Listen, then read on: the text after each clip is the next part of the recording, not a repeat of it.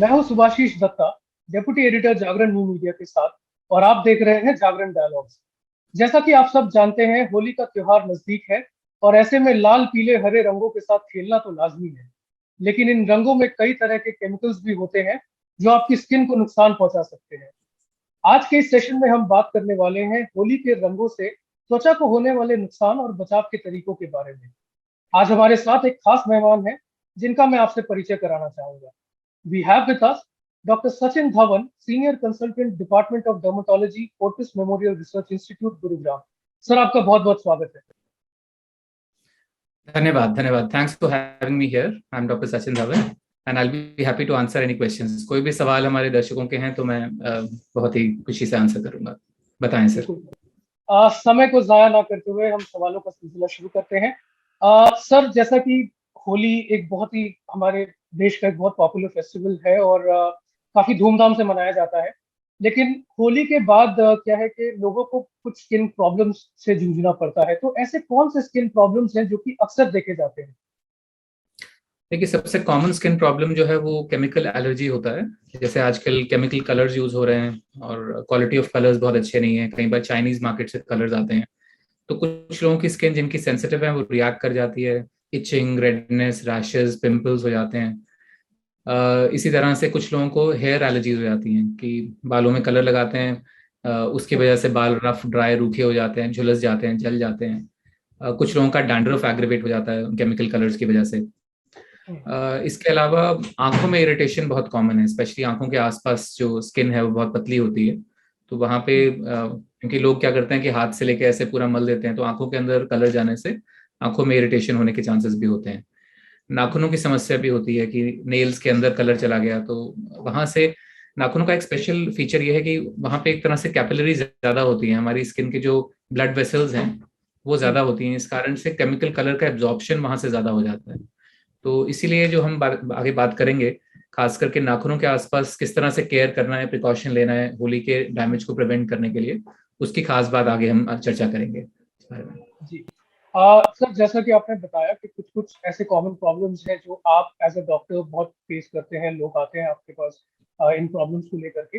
सो क्या इन कलर्स के, जैसे आपने बताया कि आजकल मार्केट में बहुत तरह के कलर्स अवेलेबल हैं, और उनसे क्या कोई परमानेंट स्किन डैमेज का भी खतरा रहता है?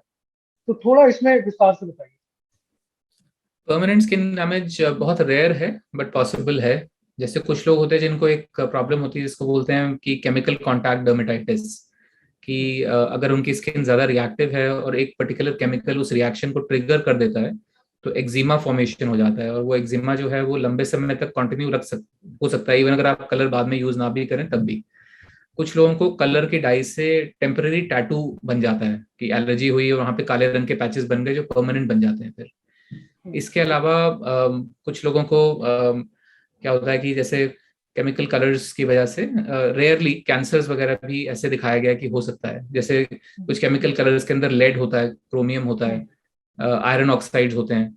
अगर इनका लार्ज क्वांटिटी में हमारा एब्जॉर्प्शन हो जाए बॉडी के अंदर तो तब जाके कैंसर फॉर्मेशन के चांसेस ज्यादा होते हैं। जी। आ, सर, मैं आपसे एक बहुत ही हमारे दर्शकों की तरफ से सवाल है, और खास करके हम हमारे मन में भी ये शंका रहती है कि कौन सा कलर यूज करें। मार्केट्स में बहुत सारे कलर हैं, नेचुरल कलर, हर्बल कलर्स, कुछ कुछ केमिकल कलर्स भी होते हैं। तो थोड़ा इस बारे में बताइए।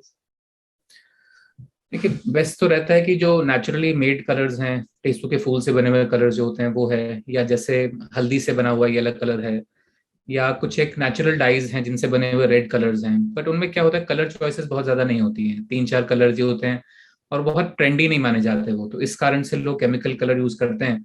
और जनरली हम लोगों में ये एक वो रहता है कि होली का हुड़दंग होता है तो पक्के कलर लगाएं ताकि पता रहे कि भाई होली खेली है। तो उस तरह के कलर्स ना यूज करें।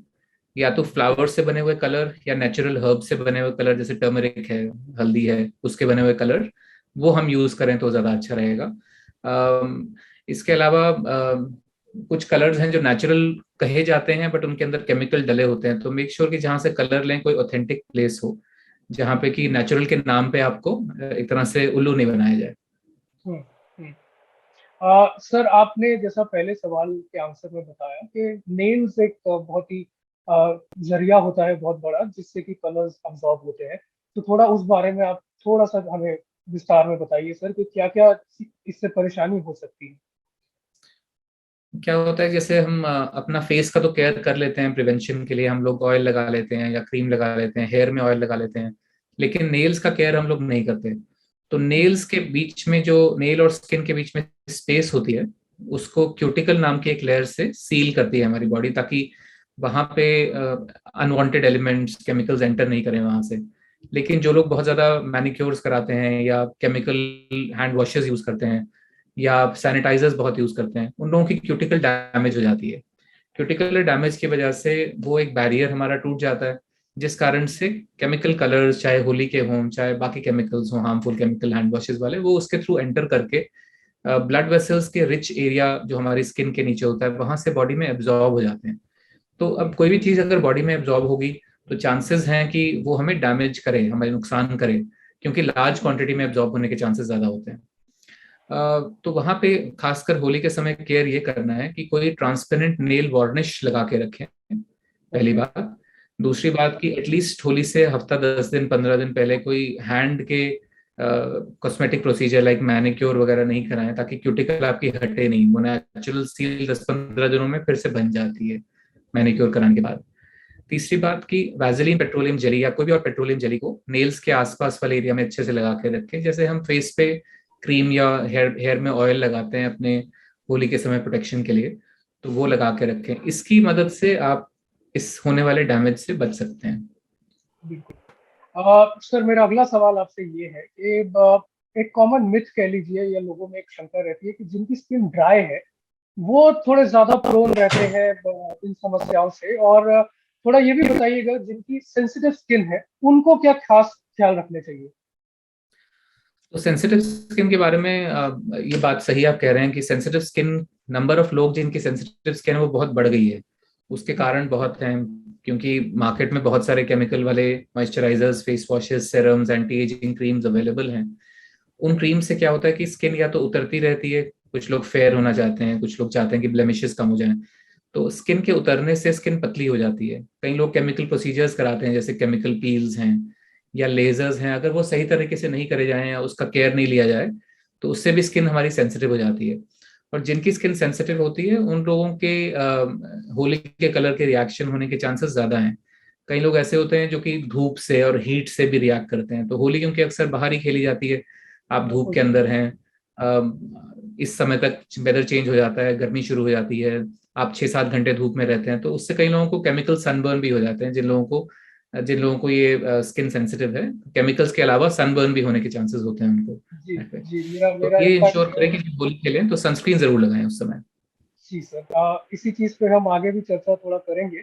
आ, एक सर अगला जो सवाल है वो ये है कि लोगों को थोड़ा बताइए कि होली खेलने से पहले उनको क्या ऐसे प्रिपरेशन लेनी चाहिए अपनी स्किन को, अपने बालों को प्रोटेक्ट करने के लिए, जैसा आपने नेल्स के बारे में भी कहा। तो ऐसी कौन सी चीजें हैं जो लोगों को ध्यान रखनी चाहिए होली खेलने से पहले। सबसे पहले तो हम स्किन के बारे में बात करते हैं, और फेस की स्किन सबसे इंपॉर्टेंट है, तो पहले उसके बारे में बात करते हैं। तो आपको जो प्रोटेक्शन लेने हैं वो आपकी स्किन टाइप के हिसाब से लेने हैं, कि अगर आपकी बहुत ड्राई स्किन है तो एक बैरियर बनाना है हमने, ताकि स्किन जो केमिकल कलर्स हैं ड्राई स्किन और क्रैक्स के थ्रू अब्जॉर्ब नहीं हो। तो उसके लिए ऑयल लगाना बेस्ट रहता है। कोकोनट ऑयल या आमंड ऑयल, जो हैवी ऑयल्स हैं, जो ज्यादा लाइकली होते हैं कि स्टे करें स्किन के ऊपर, वो हमें यूज करने हैं।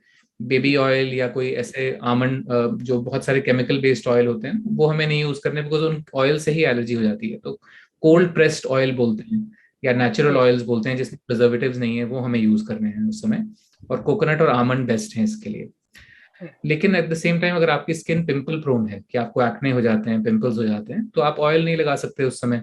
तो उस केस में हमें कोई non greasy moisturising cream use करनी है, जिसमें कि ज्यादा केमिकल्स भी ना हो, कलर फ्रेग्रेंस वगैरह ज्यादा ना हो। तो मतलब बहुत इस तरह के अपने डर्मेटोलॉजिस्ट की हेल्प से, या अपने किसी पर्सन जो कि आपको गाइड कर सके, उसकी हेल्प से आप पूछ सकते हैं कि कौन सी क्रीम आपके लिए सही है। बट ऑयल, अगर आपकी स्किन एक्ने प्रोन है तो ऑयल नहीं यूज करें, उसका खास ध्यान रखें। फिर होली खेलने से पहले कोई भी फेशियल ब्लीच वगैरह ना करें, क्योंकि 7-8 दिन के लिए एटलीस्ट आपकी स्किन अगर केमिकल्स के बिना रहेगी, तो कम चांसेस हैं कि आपकी स्किन ड्राई होगी और डैमेज होगी और ज्यादा।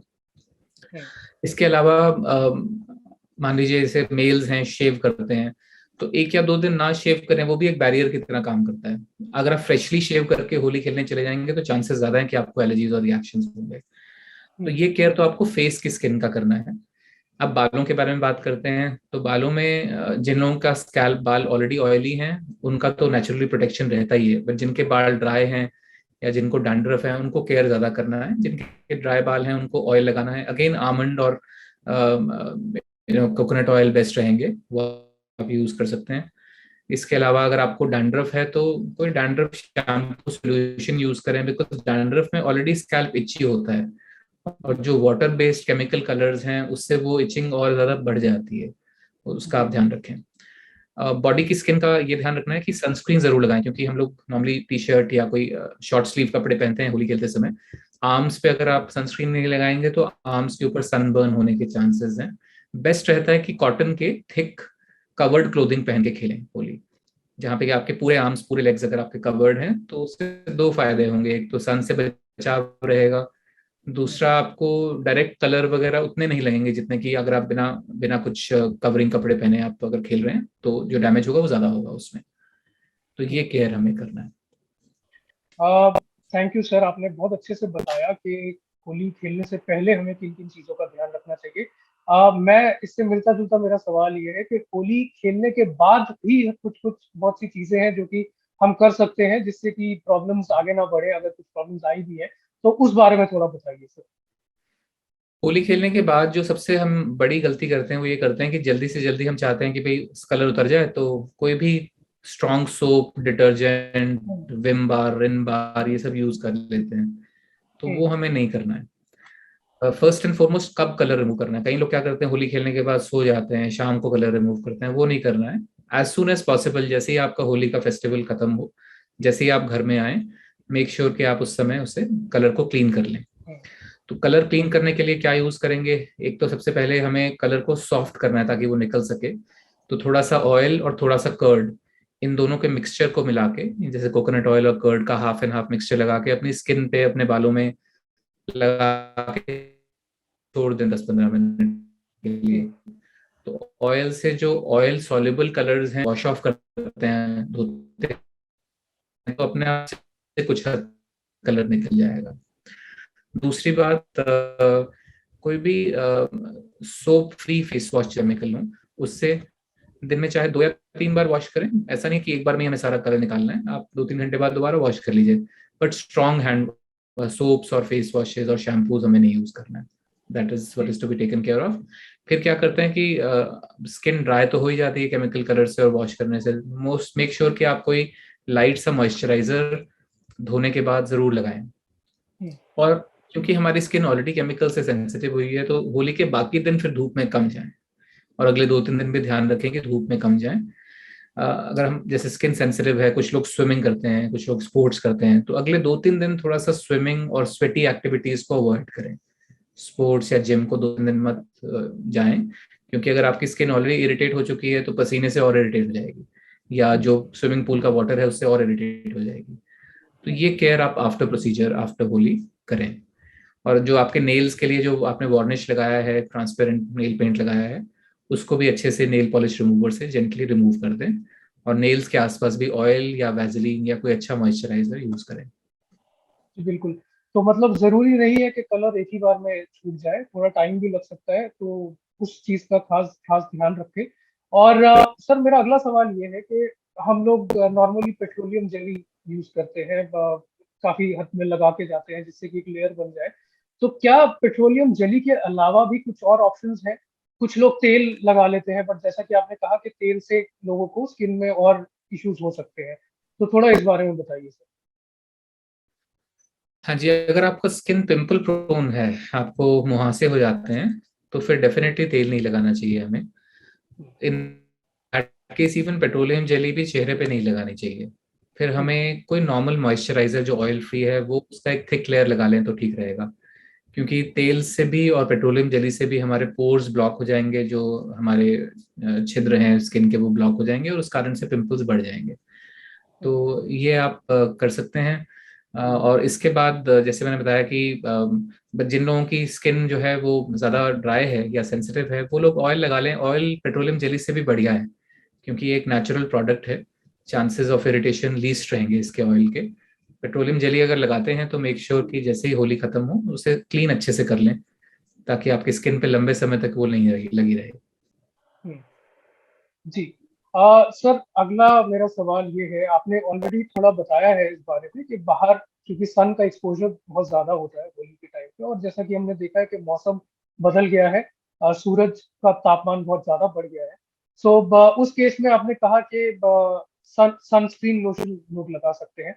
तो क्या इसके अलावा कुछ और भी ऑप्शंस होते हैं जो लोग जिनको यूज कर सकते हैं, जिन हाथों में खास करके, और फेस पे तो है ही, बट हाथ भी लोगों के एक्सपोज रहते हैं, पैर भी एक्सपोज होते हैं। तो इस बारे में थोड़ा बताइए। तो जिन लोगों की स्किन बहुत ही सेंसिटिव है या जिनको सनबर्न्स हो जाते हैं, जी। उनको ओरल सनस्क्रीन बोलते हैं, टैबलेट जो कि सन प्रोटेक्शन में हेल्प करता है, वो लें। तो कुछ टैबलेट्स होते हैं जिसमें एंटीऑक्सीडेंट्स हैं, जैसे विटामिन सी, विटामिन ई। ये अंदर से ही हमें सन से प्रोटेक्ट रखते हैं, तो हम लोग वो ले सकते हैं। जैसे होली खेलने से एक दो दिन पहले ही वो शुरू कर लें, और होली खेलने वाली सुबह भी ले लें। कुछ जिन लोगों की स्किन बहुत, जिनको सन एलर्जीज हैं, कि भाई सन में जाते ही कुछ ना कुछ हो जाता है, उनके लिए फिर कुछ एक्सट्रैक्ट्स रहते हैं। कुछ पाइन बार्क एक्सट्रैक्ट होता है जो कि एक तरह से ओरल सनस्क्रीन का काम करता है। तो अगर ऐसा है तो अपने डर्मेटोलॉजिस्ट से कंसल्ट करके ओरल सनस्क्रीन का कोई मेडिसिन प्रिस्क्राइब करा लें। तो एक तो वो तरीका है धूप से बचने का हमारा। दूसरा सबसे इम्पोर्टेंट है कि थिक नेट वाला कॉटन कपड़े पहने, कवर रखें अपने आप को। दैट वे कई लोग स्टाइल में आने की वजह से शॉर्ट क्लोथ्स पहन लेते हैं, वो ना पहने, कवर्ड कपड़े पहने। उससे बेटर सन प्रोटेक्शन कोई भी नहीं है। इवन अगर आप सनस्क्रीन लगाते हैं तो वो भी फुल प्रोटेक्शन नहीं दे सकता जो कि कवर कपड़े दे सकते हैं। और सनस्क्रीन को रीअप्लाई करना जरूरी होता है, और एक सर्टेन अमाउंट थिक लेयर होना चाहिए। जैसे आपने सही कहा कि फेस का प्रोटेक्शन लोग कर लेते हैं, हाथों और पैरों को भूल जाते हैं, खासकर पैरों को भूल जाते हैं। तो मेक श्योर कि पैरों में भी सनस्क्रीन जरूर लगाएं। ऐसा कहा जाता है कि सनस्क्रीन का इफेक्ट 2 घंटे बाद कम होना शुरू हो जाता है। तो अगर आप लंबी होली खेल रहे हैं और आप अपने घर के आसपास ही खेल रहे हैं, कोशिश करें कि एक लेयर और लगा ले सनस्क्रीन का 2 घंटे के बाद में। क्योंकि एक बार सनस्क्रीन लगाए आपको पूरे दिन का प्रोटेक्शन नहीं मिलेगा। हम लोग लगाकर खुश हो जाते हैं कि भाई हमने अपना प्रोटेक्शन कर लिया, वो प्रोटेक्शन 2 घंटों के बाद कम होना शुरू हो जाता है। तो रीएप्लीकेशन भी इंपॉर्टेंट है। हालांकि होली खेलते हुए मजे मौज में ये सब हो नहीं पाता, बट अगर करें तो अच्छा रहेगा। जी। खासकर जिन लोगों की स्किन को सन रिएक्शन या सन सेंसिटिविटी है। जी। सर, मैं आपसे एक और इसमें बहुत ही महत्वपूर्ण सवाल आया है हमारे दर्शकों से। आ, उनका कहना यह है कि सर, बालों में हम अक्सर क्या करते हैं, जो रंग धोने के लिए कुछ कुछ साबुन आते हैं सर मार्केट में, बट वो थोड़े हार्श होते हैं, तो उनका यूज करते हैं, और उसके बाद किन किन लोगों को बाल झड़ने की समस्या हो जाती है, या फिर बाल बहुत रूखे हो जाते हैं, बहुत ज्यादा हार्ड हो जाते हैं। तो इस समस्या से कैसे बचा जा सकता है? एक तो बात है कि जिन लोगों की ऑलरेडी बाल झड़ने की समस्या है, उन लोगों को कुछ कुछ विटामिन लेके अपने बालों की स्ट्रेंथ को इम्प्रूव करना है। क्योंकि आप अ, होली के दिन ही नहीं, होली से पहले और होली के बाद भी इन विटामिन को लें तो अच्छा रहेगा। जैसे बायोटिन कंटेनिंग विटामिन है, वो पहले से ही शुरू करें अगर आपके बाल थोड़े से वीक हैं। दूसरी बात, हमें डैमेज करना ही नहीं है, हमें स्ट्रॉन्ग चीजें यूज करनी ही नहीं है। हमें रंग एक बार में चाहे ना निकले, 2 दिन में निकले, 2-3 वॉशेज में निकले, लेकिन सल्फेट और paraben free shampoos and conditioners and soaps का यूज करना है। सोप तो इनफैक्ट बालों में लगाना ठीक रहेगा भी नहीं, शैम्पू ही ठीक रहेगा, सल्फेट एंड पैराबन फ्री हो। जो ड्राइनेस होती है उसी वजह से बाल ज्यादा गिरते हैं, तो इसलिए कंडीशनिंग कर लें। कंडीशनर चाहे हम नॉर्मल जो बाजार में अवेलेबल है वो करें, चाहे नेचुरल कंडीशनिंग करें। नेचुरल कंडीशनिंग के लिए एक तो एग वाइट है जो लोग यूज कर सकते हैं, एग वाइट वो यूज कर लें। दूसरे जैसे मैंने बताया था कि तेल के अंदर थोड़ा सा कर्ड मिलाकर एक नेचुरल कंडीशनर की तरह यूज करें। कुछ लोग बियर भी यूज करते हैं as a conditioner for the hair. तो कंडीशनिंग इज इम्पोर्टेंट। मेरा सर एक आखिरी सवाल आपसे ये है कि बहुत लोगों को होली के बाद कहीं कहीं पे रैशेस आ जाते हैं, या फिर स्किन थोड़ी सी डिसकलर्ड हो जाती है। तो उन लोगों को आप क्या सलाह देना चाहेंगे कि क्या उस चीज के खत्म होने का वेट करें, या ओवर द काउंटर कोई ड्रग ना लें, और कब उनको अपने डर्मेटोलॉजिस्ट के पास जाना चाहिए इस समस्या को लेकर? अगर कोई माइनर रैश है, लगता है कि हल्की सी रेडनेस हो गई है जो कि धीरे धीरे कम हो रही है, तो उस केस में हम लोग over the counter anti allergic ले सकते हैं, जैसे काफ़ी सारे अवेलेबल हैं, एलेग्रा है या सेट्रिजीन है, लोग लेते हैं उसे, और उनको 1 या 2 डोजेस लेने में कोई हार्म नहीं है। जनरली ये दवाइयाँ सूट भी करती हैं लोगों को, एज एल्डरली लोगों को भी, या लिवर किडनी वाली प्रॉब्लम वाले लोगों को भी ले सकते हैं। तो कोई कॉन्ट्राइंडिकेशन या कोई तकलीफ होने के चांसेस नहीं है उससे। बट अगर ऐसा लगे कि हाँ 1 या 2 डोजेस के बाद भी हमारी प्रॉब्लम कम नहीं हो रही है या बढ़ रही है, तो तुरंत से डर्मेटोलॉजिस्ट को मिलें। लगाने के लिए सबसे आसान चीज रहती है कैलामाइन लोशन। छोटे मोटे रैश और स्किन रेडनेस के लिए लैक्टोकैलामाइन लोशन आप लगा सकते हैं, वो ठीक रहेगा। मॉइस्चराइजर आप लगा सकते हैं। काफी लोग स्टेरॉइड बेस्ड क्रीम केमिस्ट के कहने पे अपने आप से लगा लेते हैं, वो चीज नहीं करनी चाहिए। अगर बात उस तक पहुंचे तो डर्मेटोलॉजिस्ट से मिलकर उनके रिकमेंडेशन के हिसाब से करें, क्योंकि अगर हम डिले करते हैं तो कई बार तकलीफ बढ़ जाती है। तो ये हमारा है कि भाई 1 या 2 दिन में अगर कोई रैश ठीक हो रहा है नॉर्मल एंटी एलर्जिक और कैलामाइन लोशन से, तो बहुत अच्छा है। अगर लग रहा है कि नहीं ठीक हो रहा, तो बिना देर करे अपने डॉक्टर से, अपने डर्मेटोलॉजिस्ट से मिल के कंसल्ट करके दवाई लें उससे। जी, थैंक यू डॉक्टर साहब, आपने बहुत अच्छे से बताया, और हम आशा करते हैं ये सेशन देख करके जो हमारे दर्शक हैं उनको काफी कुछ सीखने और समझने का मौका मिलेगा, जिससे कि उनकी स्किन, उनके बालों को इफेक्ट नहीं होगा। सवाल हमारे पास बहुत है, लेकिन समय हमारे पास लिमिटेड है, और इसी के लिए हम आज का ये सेशन यहीं पे वाइंड अप करना चाहेंगे। डॉक्टर धवन, आपका बहुत बहुत शुक्रिया हमारे साथ जुड़ने के लिए और हमारे दर्शकों के सवालों का जवाब देने के लिए। दैनिक जागरण का ये एपिसोड आप दैनिक जागरण के फेसबुक पेज पर देख सकते हैं, और साथ ही कुछ ही देर में ये एपिसोड दैनिक जागरण के यूट्यूब चैनल पर भी अवेलेबल होगा। आज के लिए बस इतना ही। हम नेक्स्ट वेडनेसडे फिर मिलेंगे आपसे एक नए हेल्थ टॉपिक के साथ। तब तक के लिए शुक्रिया।